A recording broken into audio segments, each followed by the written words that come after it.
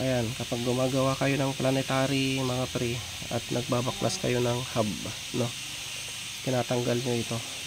So itong nut dito is baliktad ang kanyang higpit. So ang paigpit nito is paharap.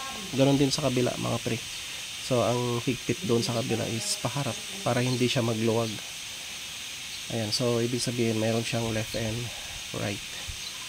So ayan, titingnan nyo muna yung thread mga pre kung baka baliktad yung pagluwag ninyo.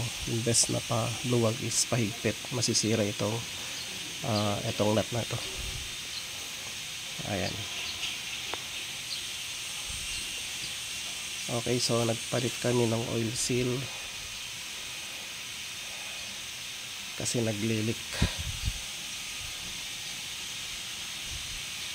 So ayan, napakadali lang po yung ginawa namin. Ang problema lang dito is napakabigat yung ating hub. Ayan.